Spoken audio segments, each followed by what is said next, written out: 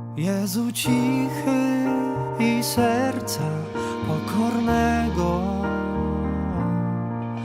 uczyń serca nasze według serca Twego.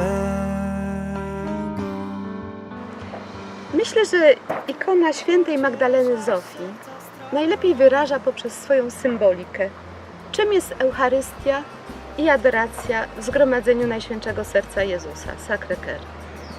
W centrum ikony znajduje się chleb i wino.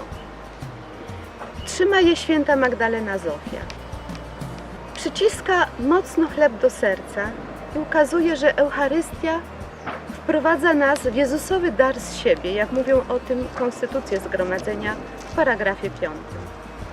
Obecność winnego krzewu, symbolu miłości serca Jezusa i Jego pragnienia, byśmy zawsze byli z Nim zjednoczeni, jest jednym z najważniejszych obrazów naszej duchowości.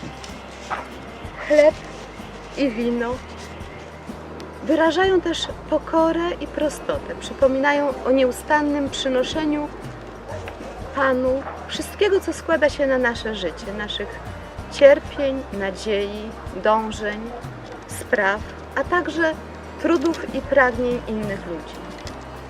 Prostota wyrażona obecnością chleba i wina przypomina, że nie można żyć duchem adoracji, nie można przeżywać Eucharystii w oderwaniu od relacji z innymi.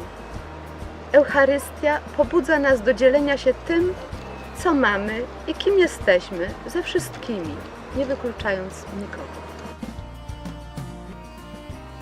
Była niedziela.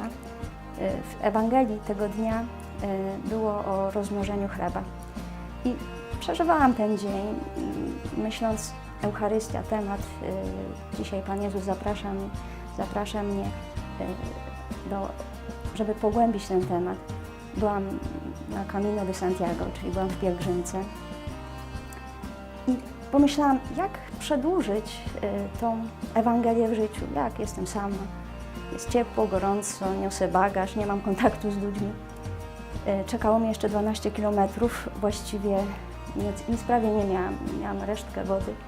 Myślałam, no dobra, przedłużyć, jestem sama w drodze, muszę jakoś dotrzeć, szukać w tym Pana Boga i jakichś wezwań na pustyni.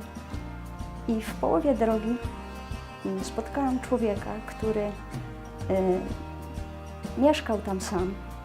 Dzielił się z tym, co miał. W połowie drogi były to góry. Dzielił się obfitością darów, które posiadał. Było mnóstwo. To jak jakiś sen.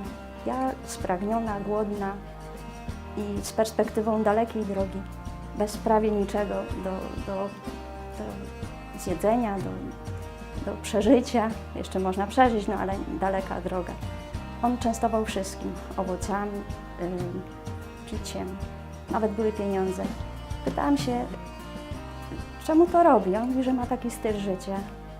Bardzo mnie to ujęło. Myślałam i to przeżywałam. To jest ta Eucharystia. Eucharystia przedłużona w życiu.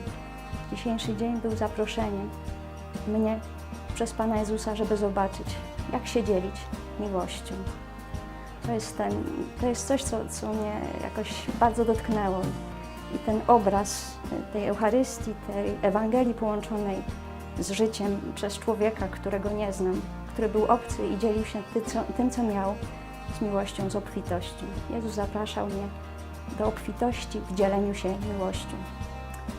Jezu cichy i serca